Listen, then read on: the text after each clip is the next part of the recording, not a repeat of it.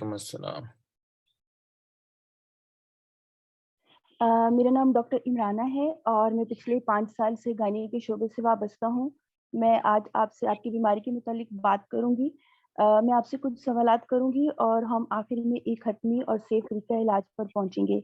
मैं उम्मीद करती हूँ कि आप मेरे साथ तावन करेंगे। चलें। जी, जी, मैं डॉक्टर देख साहब। सकती जी, जी। मैं देख सकती हूँ कि आपका नाम युसरा है और आपकी उम्र 33 साल है और आपका एक बच्चा है जो कि ऑपरेशन से हुआ है और आपको मिर्गी का मसला है और आपका हमल 8 हफ्तों का है। क्या ऐसे ही है युसरा? जी, बिल्कुल। ठीक है। अच्छा युसरा, आप मुझे ये बताओ कि आप पढ़े-लिखे हो? मैट्रिक पास हूँ। ठीक है। आपको आखिरी माहवारी कब आई थी युसरा? तकरीबन कोई जी 8 हफ्ते पहले। ठीक है। अच्छा युसरा, मैं आपसे आपकी बीमारी के मुतालिक मज़ीद सवालात करूँगी। आप मुझे कुछ बताना चाहेंगी? नहीं जी, मैं तो चेकअप के लिए आई हूँ। ठीक है। सबसे पहले तो मैं युसरा आपकी हौसला अफ़ज़ाई करना चाहूँगी कि बहुत सी औरतें जैसे कि आपको मिर्गी का मसला है, अगर वो हमल से पहले या हमल के शुरू में आकर अपना इलाज या तरीका इलाज डिस्कस करती हैं, तो इससे उनके हमल पर, डिलीवरी पर और बच्चे की पैदाइश में बेहतरी आ सकती है। ठीक है युसरा? जी, इसीलिए मैं आया। ठीक है। अच्छा युसरा, आप सबसे पहले मुझे ये बताओ कि आपको मिर्गी का मसला कब से है? मुझे कुछ 8 साल हो गए। ठीक है। अच्छा, आप कौन-सी दवाइयाँ इस्तेमाल कर रही हैं? मैं वो एपिवाल ले रही हूँ, ठीक है। ये कितनी मिकदार में ले रही हैं? दिन में 3 दफ़ा जी। अच्छा, ठीक है। अच्छा युसरा, मुझे ये बताओ कि ये जो दवाई है हमल से पहले आपने कोई तब्दील की थी या इससे पहले कोई ले रही थी? या ये शुरू से ही ले रही हैं? नहीं, मैं शुरू से इतनी ले रहा हूँ। पिछले ठीक 2 है। साल से अच ही इसी डोज़ पे। ठीक हो गया। अच्छा युसरा, इस पे आपके दौरे कंट्रोल है?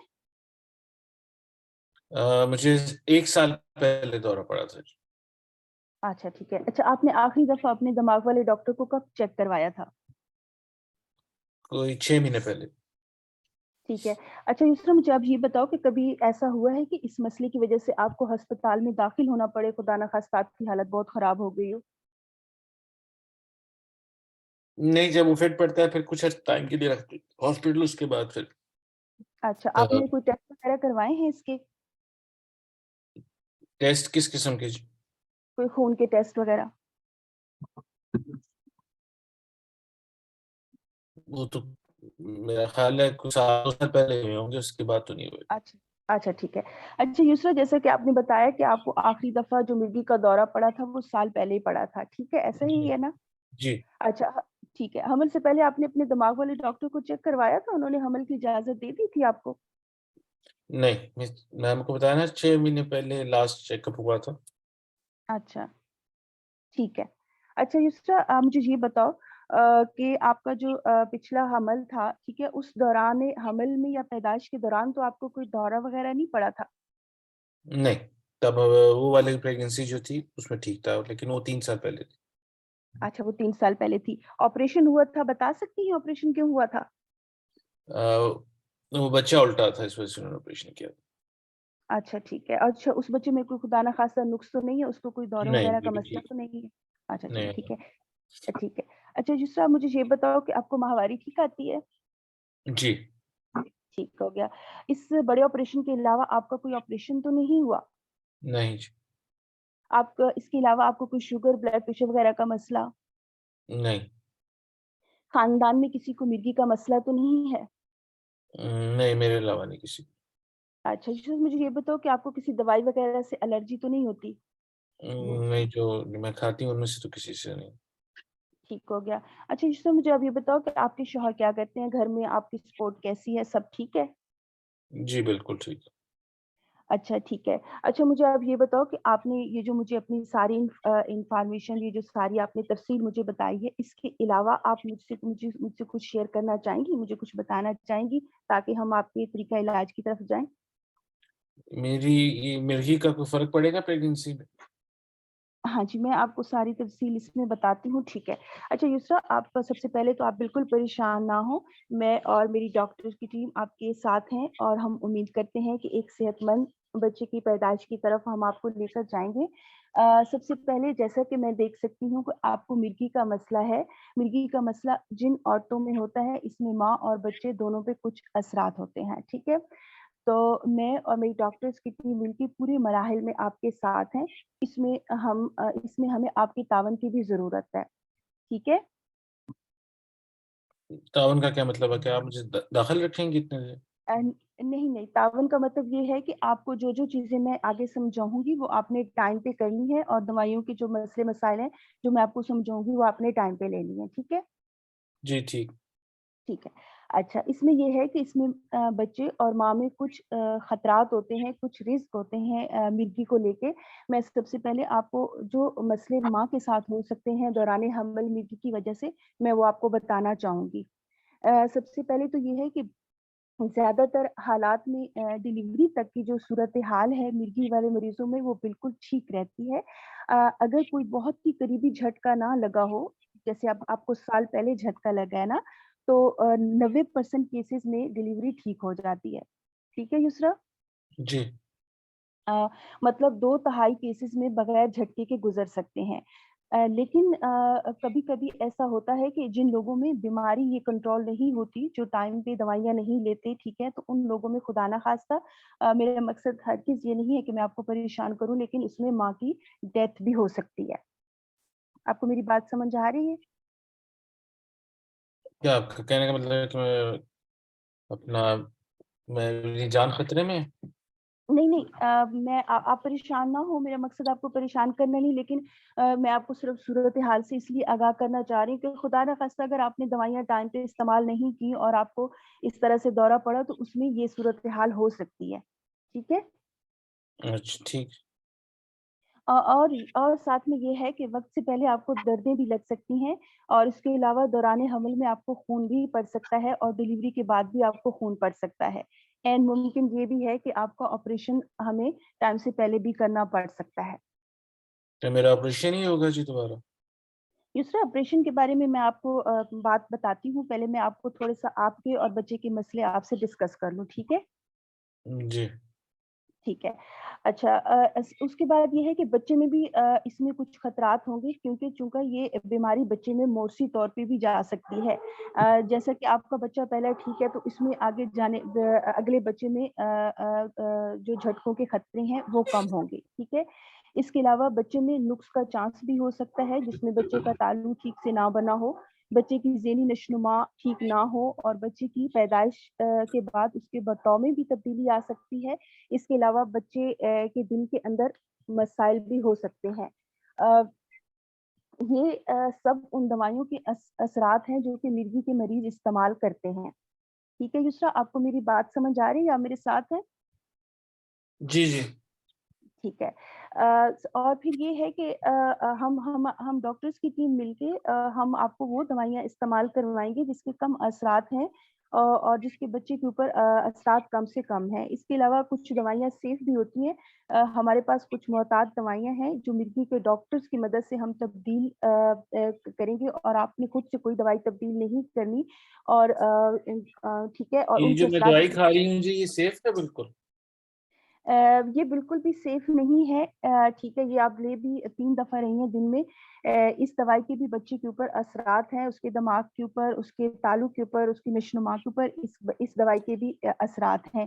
ये हम दवाई आपकी मिर्गी वाले मैं दवाई डॉक्टर की छोड़ दूँ मदद फिर से आज? आपको जी? फिर मैं दवाई छोड़ देती हूँ कि मेरे बच्चों को नुकसान होगा इस दवाई से। नहीं, आपने बिल्कुल ऐसे नहीं छोड़नी दवाई, ठीक है? मैं आपको समझाती हूँ आगे, आपने बिल्कुल ऐसे दवाई नहीं छोड़नी। कोई भी दवाई आपने छोड़नी है, तब्दील करनी है, कम करनी है, ज़्यादा करनी है, वो हम आपके जो मिर्गी वाले डॉक्टर हैं, उसकी मदद से करेंगे, ठीक है?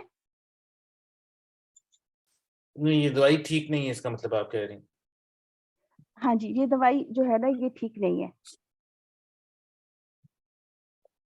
मैं तो पिछली दफ़ा भी यही दवाई खाई थी। पिछली दफ़ा भी आपने यही दवाई खाई थी, आपका बच्चा बिल्कुल ठीक रहा था, जी। ठीक है।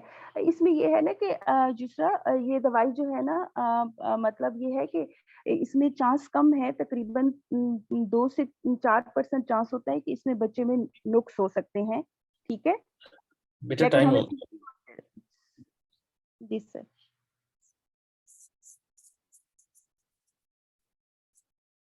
चलो जी। सर अभी तो मैंने उससे अल्ट्रासाउंड, डाउन सिंड्रोमिक और ग्रोथ स्कैन, एको वगैरह भी डिस्कस कर ली थी, प्लान ऑफ डिलीवरी, कॉन्ट्रासेप्शन। तो बेटा वो तो आपकी बात ठीक है, पर वो आपको उसका एक्स्ट्रा टाइम तो नहीं देंगे ना एग्जाम में? एग्जाम में they will not give you extra time, क्योंकि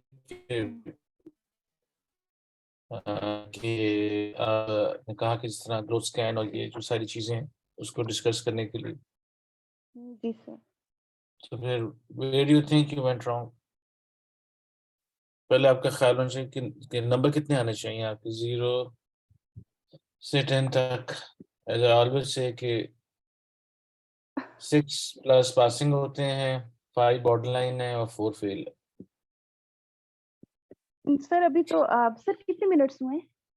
10 मिनट्स बेटा। 10 मिनट्स हो भी गए हैं।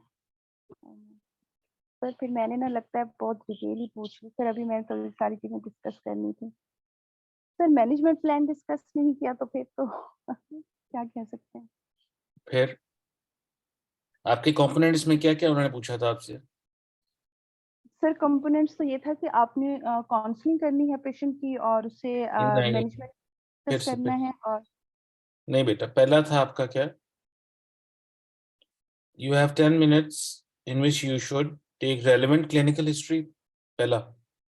जी दूसरा पार्ट था उसका, counsel the patient about the implication of her epilepsy in pregnancy, जी सर वो outline the तो management plan, रह गया। हम्म। और answer any question that she may ask।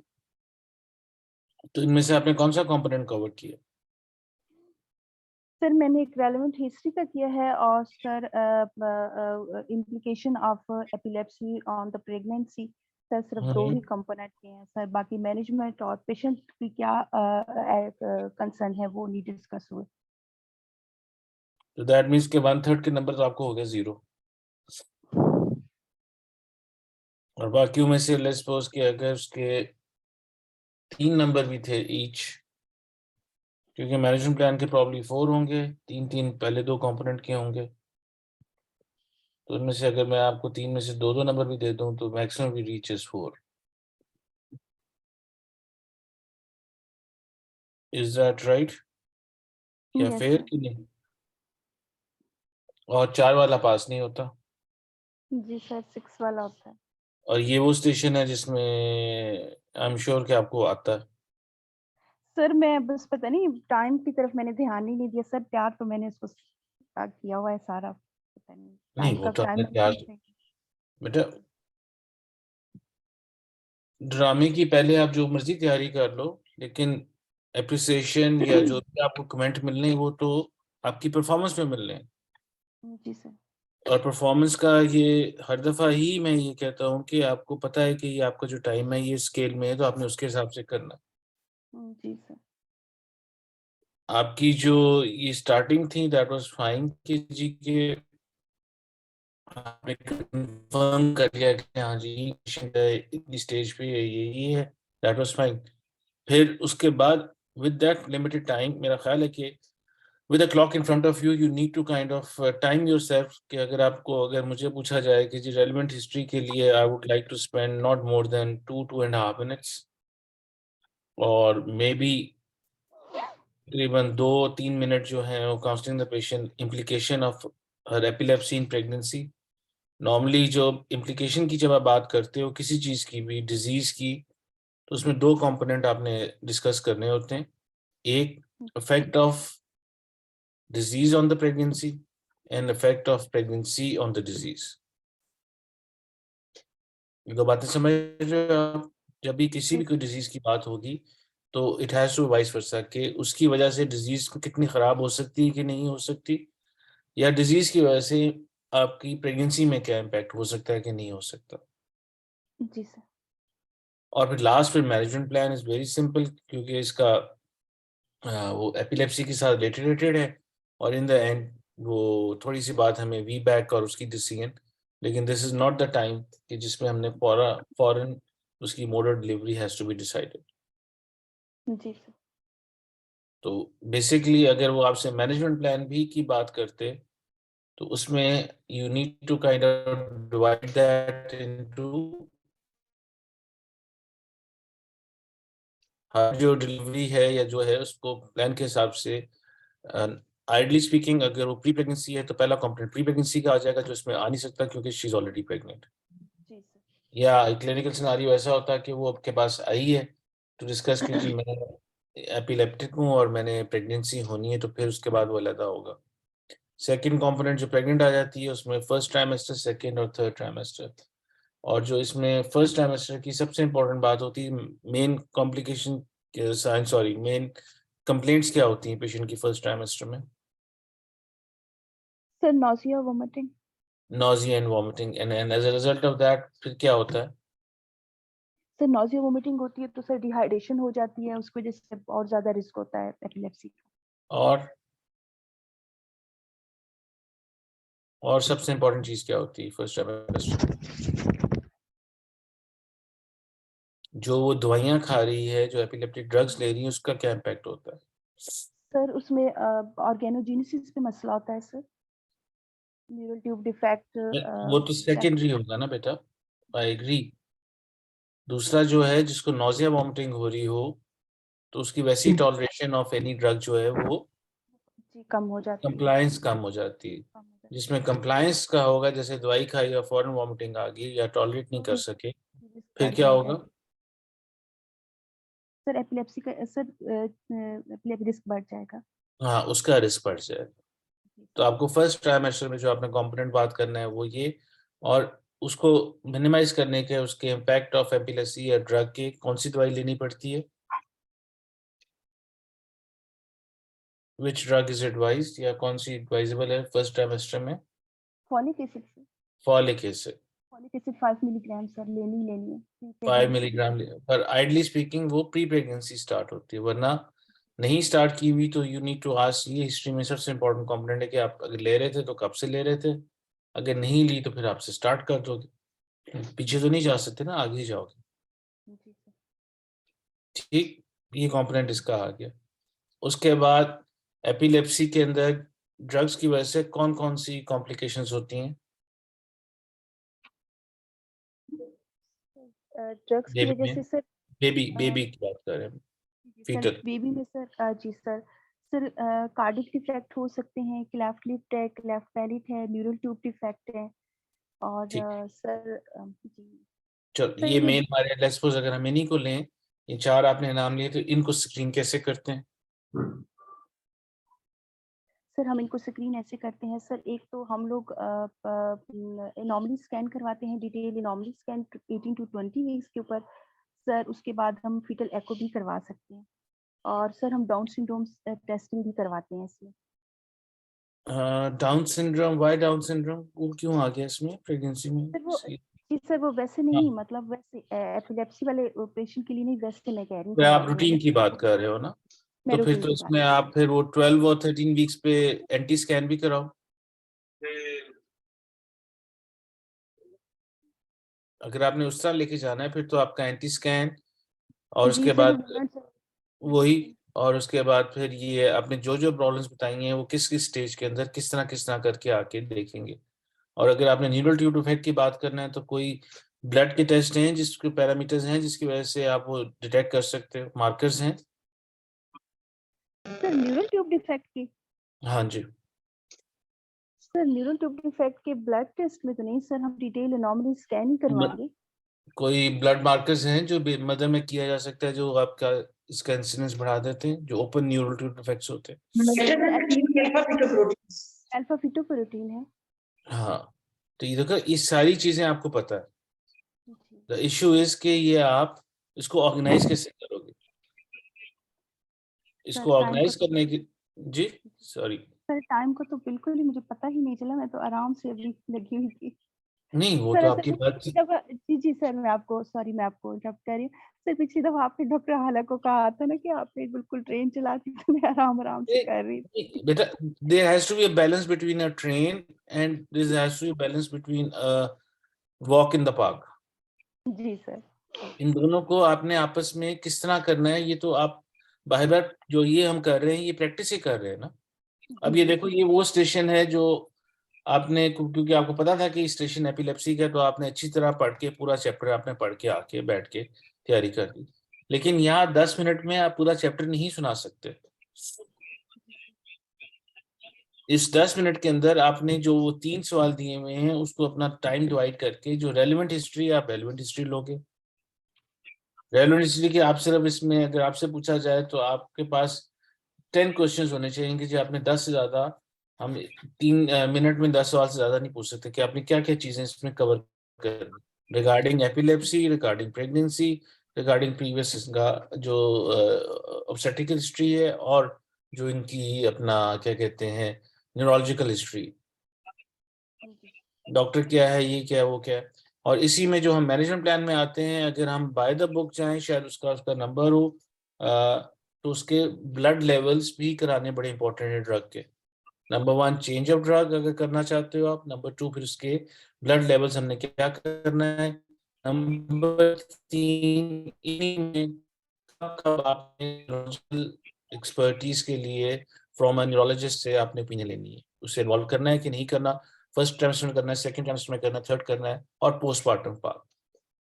तो जब भी आपकी मैनेजमेंट प्लान आएगी किसी चीज की भी, उसके हिसाब से डिपेंडिंग अपॉन के पेशेंट कहाँ पे है, अगर तो वो प्री प्रेगनेंसी है तो उसकी प्री प्रेगनेंसी कंपोनेंट आएगा, फर्स्ट ट्राइमेस्टर आएगा, सेकंड आएगा, थर्ड आएगा, एंड पोस्टमार्टम आएगा, एंड उसके बाद कॉन्ट्रसेप्शन की बात आएगी। अगर वो फर्स्ट ट्राइमेस्टर में है तो you'll start with the first trimester, second trimester, third trimester, postpartum and contraception. अगर वो सेकंड ट्राइमेस्टर में है तो you'll start पिछले फर्स्ट ट्राइमेस्टर की आप सारी हिस्ट्री ले लोगे, फिर सेकंड, थर्ड एंड फोर्थ के बाद, सॉरी फोर्थ कह रहा हूँ, कॉन्ट्रसेप्शन की, पोस्टमार्टम एंड कॉन्ट्रसेप्शन की बात, एंड सो ऑन सो। अगर वो लास्ट ट्राइमेस्टर में है फिर उसका last trimester, delivery plan, postmortem and contraception. इस जनरली इनको इस तरह डिवाइड करके रखोगे, और उसके अंदर अगर कोई मेडिकल डिसऑर्डर है उसका इफेक्ट ऑन प्रेगनेंसी, और प्रेगनेंसी का effect on the medical disorder, उसको साथ लेके चलोगे। एंड तीसरा effect on the baby, effect on the placenta, and effect on the mother. ये 3 उन चीजों को आपने डिवाइड करना है, और इसी को ऑर्गेनाइज करके आपने फिर अपना केस 10 मिनट के अंदर पूरा पूरा करके जाना है। Do you get my point? जी सर, नहीं। नहीं समझ आ रही है सर। और इसी के हर ट्राइमेस्टर में अगेन आपकी जो जो उसके रिस्क फैक्टर्स हैं उनको आइडेंटिफाई करना, उनकी क्या क्या इन्वेस्टिगेशंस होनी है उसको आइडेंटिफाई करना, और उसके बाद फिर इसी तरह सेकंड की, थर्ड की, और फिर बाद में आके इसके आ जाओ। हम रूटीनली नहीं बात करते ऑफ ये ब्लड लेवल्स ऑफ मेडिकेशन, लेकिन पाकिस्तान में अवेलेबल हैं, अगर जरूरत पड़े तो आप कर सकते हो, विच से इसके हिसाब से डोज की adjustment with the help of जो आप न्यूरोलॉजिस्ट है तो वो भी आप इसमें ऐड ऑन कर सकते हो, क्योंकि ये जो आपका स्टेशन होगा, क्योंकि उन्होंने इट्स नॉट टोक स्टेशन के अंदर तो दे कैन ऐड एनीथिंग, और उसका मतलब एडिशन पॉइंट होगा ही कि हमने करना है कि नहीं करना, क्योंकि दिस आर द थिंग्स वो करोगे, ऑरा के बारे में उसे एक्सप्लेन करोगे जी क्या होता है, और so on and so on and so fourth. अब इसमें कोई आपके क्वेश्चंस हैं या एम्बिग्यूटी है तो फिर मुझे आप बता दो।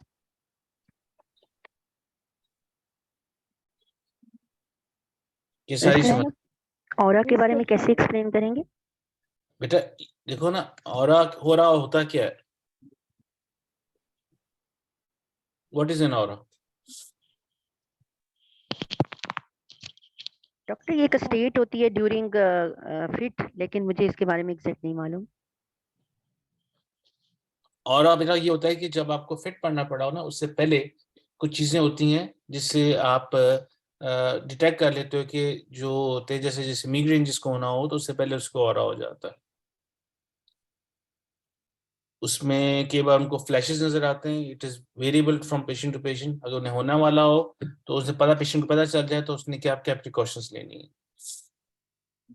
उसके हिसाब से आप बताओगे। हाँ, दूसरा जो इसमें एक इम्पॉर्टेंट बात होगी, कोई ऐसी चीजें होती हैं जो एग्रीवेट करती हैं ऑफ ट्रिगर करती हैं आपकी एपिलेप्सी को।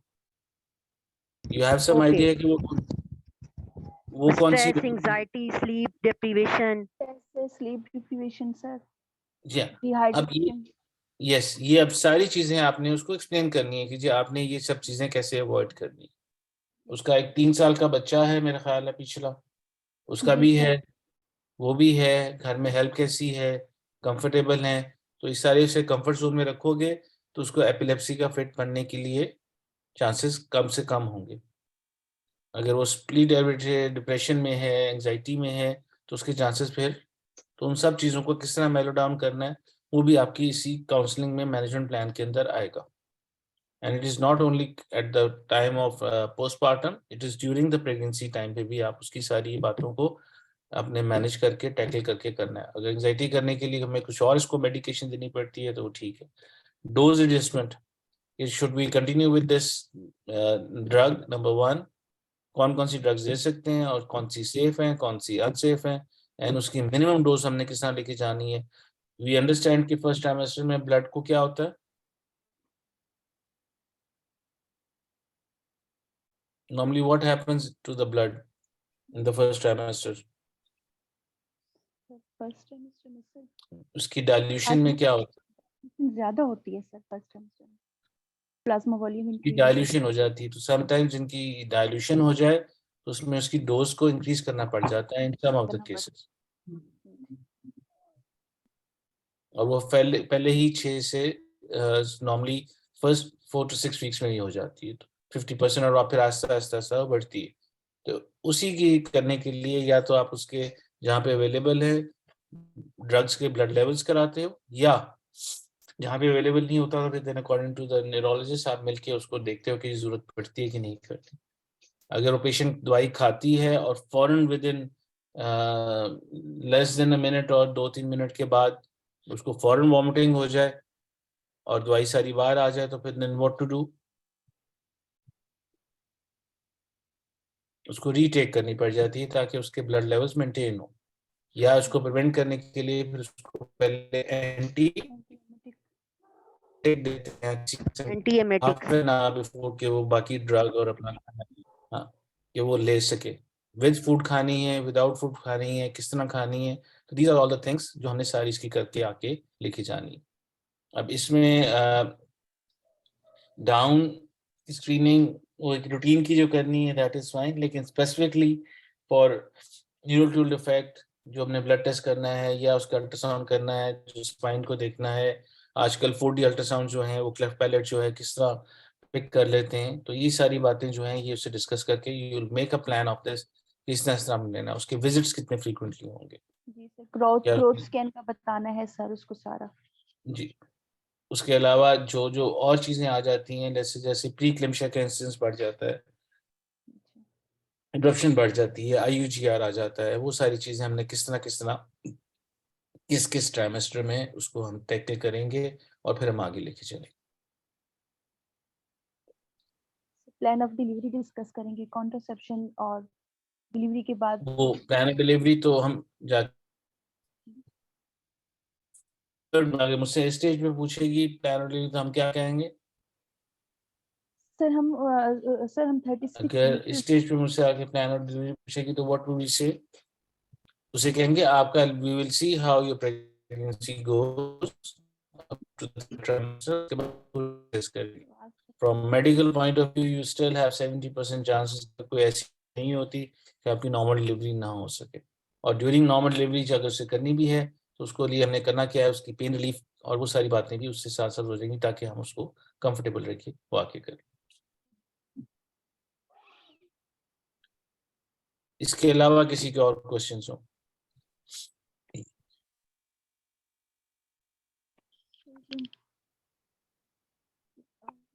सारा समझ आ गया। बेबी की लुक आफ्टर कैसे करनी है ये भी उसको काउंसलिंग में मैम बताएंगे हम। पोस्टपार्टम, यस, पोस्टपार्टम के लिए किसी उसको अगेन स्लीप डिप्रिवेशन ना हो, एंक्शस ना हो, रात की हेल्प किस तरह चलनी चाहिए, किस तरह ब्रेस्ट फीडिंग की बात की करनी है कि नहीं करनी, वो सारी बातें भी इसी में आएंगी। सर रिस्क भी पेशेंट को एक्सप्लेन करेंगे, ओवरऑल रिस्क और बोथ पेरेंट्स का, वन सिबलिंग का सर पेशेंट को करेंगे काउंसलिंग ऑफ में regarding risk of what, epilepsy sir. Sorry, sir epilepsy का ही रिस्क फर्दर बच्चों में और पेरेंट्स का और ओवरऑल ट्रांसफर, रिस्क। हाँ, कि जी उसके कितने चांसेस हैं कि मेरे बच्चे में भी एपिलेप्सी होगी या वो एपिलेप्टिक हो सकता है, वो भी आप बता सकते हो। लेकिन देखो जनरल जितनी हमारी ऑब्स्टेट्रिक कॉम्प्लिकेशंस हैं वो एट एन एवरेज जो है वो तकरीबन 1 और तकरीबन 1.5 फोल्ड्स एपिलेप्सी में स्लाइटली ज्यादा हो जाती है, विच इज नॉट मच। इसमें सारा प्री क्लैम्शिया ये सारा कुछ सब कुछ आ रहा है उसमें आपका। लेकिन जो ओनली चीज जिसमें इंसिडेंस इसका ज्यादा है as compared to the general population, वो मैटरनल डेथ का है। लेकिन मैटरनल डेथ का भी इंसिडेंस जो है वो इतना ज्यादा नहीं है कि आपने उसको डरा देना है कि आप मर जाओगे। जी और उसका इंसिडेंस तब ज्यादा हो जाता है अगर वो कंप्लायंट ना हो और अगर उसको मल्टीपल टाइप ऑफ फिट्स पड़े ड्यूरिंग प्रेगनेंसी। पर अगर इवन पड़े हैं और वो मैनेज हो जाएं during the fit, bradycardia IUD होने के चांसेस ज़्यादा हो जाते हैं। पर अगर वो मैनेजेबल हो जाता है, उसको रिवाइव हो जाता है, तो normally then it is fine. आपका ये भी एक क्लिनिकल सिनेरियो हो जाता है कि जी आपके पास पेशेंट एक आई है जिसको फिट पड़ा है प्रेगनेंसी के अंदर, वो 30 मे बी 28 वीक्स पे या 20 वीक्स पे प्रेग्नेंट है, तो आप क्या करोगे? अगर वो फिट पड़ गया है तो उसमें फिर आपकी पूरी, अगर आपको सिर्फ इंफॉर्मेशन इतनी सारी मिली हुई है तो उसमें फिर आपने अपना इक्लेम्शिया को भी रूल आउट करना है, और ये एपिलेप्सी को 2 मेन आ जाती हैं, और कोई और cause of fits which could be cerebral haemorrhage, उसको भी सारे को मेटाबॉलिक डिस्टर्बेंस। मेटाबॉलिक डिस्टर्बेंस, उन सबको फिर लेके आप साथ चल के फिर उसको ले जाओगे, और फिर जैसे पेशेंट को आप स्टेबलाइज कर दिया है, उसको कर दिया है, फिर evaluation of the baby at 22 weeks whatever, and then उसका डिसीजन ऑफ कि जी हमने अभी प्रेगनेंसी कंटिन्यू करनी है कि नहीं करनी, वो फिर देन इस रास्ते पे चलेगा। एंड जाहिर है उसकी जो हिस्ट्री होगी वो it will not be taken by the patient, it will be taken by the attendant जो उसके साथ बंदा अवेलेबल है। सर विटामिन के का तो कोई रोल नहीं है ना according to guideline of epilepsy में? पोस्ट डिलीवरी मदर को कि बेबी को? सर मदर को मैंने नहीं एंटीनेटल। पढ़ा बेटा, I don't think so I have read that. अगर किसी ने पढ़ा है तो मुझे बता दे, लेकिन आई डोंट थिंक सो कि गाइडलाइन जी गाइडलाइन में है कि पहले था अब नहीं है विटामिन के का रोल। नहीं, आई डोंट, हाँ अब मेरा नहीं, आई डोंट थिंक सो कि वी गिव विटामिन के टू द हाँ मदर। हेलो जी वजीन। अच्छा सर वो फोटोकॉपी सर अंदर से कर लो सर, वो हिंदी वाला तो भी इमरान 11 बजे आएगा सर, तो इमरान अपना म्यूट करो। देख लो, इमरान अगर इजीली कर सकते हो तो कर लो, मुझे कोई इशू नहीं है। ठीक है सर ओके। इमरान अपना म्यूट कर ले यार प्लीज। चलो और कोई क्वेश्चन किसी का? सर वो विटामिन के में तो अगर एंजाइम इंड्यूसिंग ड्रग्स ले रही होती है तो विटामिन के डिग्रेडेशन होती है, उसमें रोल होता है शायद कि हम विटामिन के देंगे, वरना एपीएच और पीपीएच के चांसेस होते हैं। नहीं है ही नहीं रोल विटामिन मेरा के नहीं का ख्याल ना। कि अब रिकमेंड किया है कि जी आप दें। अगर किसी ने पढ़ा है तो मुझे बता दें। Okay thank you sir. चलो, और वो वाली पेशेंट जो आपके पास प्री प्रेगनेंसी आ जाती है और एपिलेप्टिक है, तो फिर उसको कब प्रेग्नेंट होना चाहिए, आपका लास्ट फिट का कितना डिस्टेंस होना चाहिए, थेरेपी पे किस ड्रग पे होनी चाहिए, मल्टीपल पे, मोनो पे, उस सारी बातें भी फिर वो तब आएंगी अगर पेशेंट आपके पास प्री प्रेगनेंसी आती जी सर। है। अगर वो प्रेग्नेंट होके आ गई तो वो सिर्फ उसका आप इन्फॉर्मेशन ले सकते हो, you can not move on.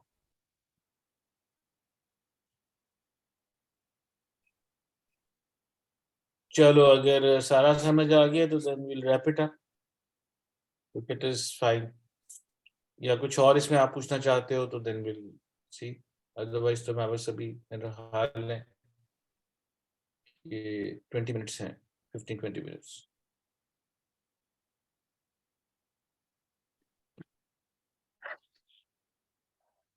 Sir वो आप 10 क्वेश्चन कह रहे थे ना कि सर एपिलेप्सी से, सर वो थोड़े से जल्दी से आप बता दें पॉइंट। बेटा वो मैंने तो नहीं, वो तो आप कागज पेंसिल लोगे, आप लिखोगे कि जी इससे रेलेवेंट मेरे कौन से 10 सवाल होंगे। सर वो तो 10 मेरा ख्याल है मैंने पूछे ही हैं सर, वो ड्रग से रिलेटेड और सारा लास्ट फिट और and visit to the neurologist, sir वो बेटा लड़कियां पूछ रही हैं। देखो मेरी बात सुनो, आपकी हिस्ट्री के जो है, अगर मैं आपने ये 2-2.5 मिनट में कंप्लीट करनी है, उसमें देख लो कि 2-2.5 मिनट में आप कितने सवाल पूछ सकते हो इससे रेलेवेंट, और क्या क्या इससे एग्जैक्टली रेलेवेंट क्वेश्चंस क्या क्या हैं। इसके रिस्क फैक्टर्स आप आइडेंटिफाई कराओ, वन इज एपिलेप्टिक है, दूसरा दवाइयों पे है, तीसरा उसका प्रीवियस वन सेक्शन हुआ हुआ। अब ये प्लान प्रेगनेंसी है नहीं है, एक नंबर 1 आप उससे पूछ लोगे एंड देन सो ऑन। उसके हिसाब से आप रिलेटेड आपने क्या उसकी प्रेजेंट प्रेगनेंसी का पूछना है, प्रीवियस प्रेगनेंसी का पूछना है, फर्स्ट ट्राइमेस्टर का भी का क्या पूछना है एंड सो ऑन। फिर आगे का हमने प्लान क्या करना है उसके हिसाब से।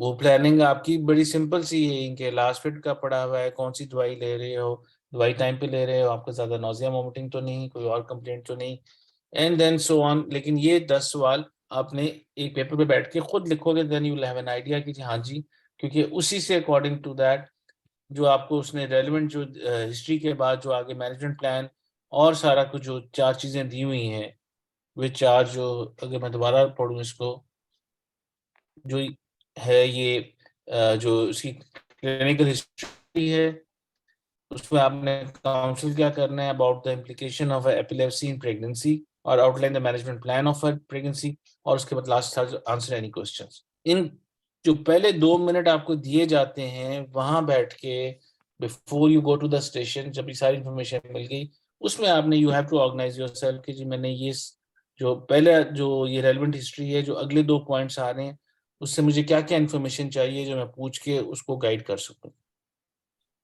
That's about it.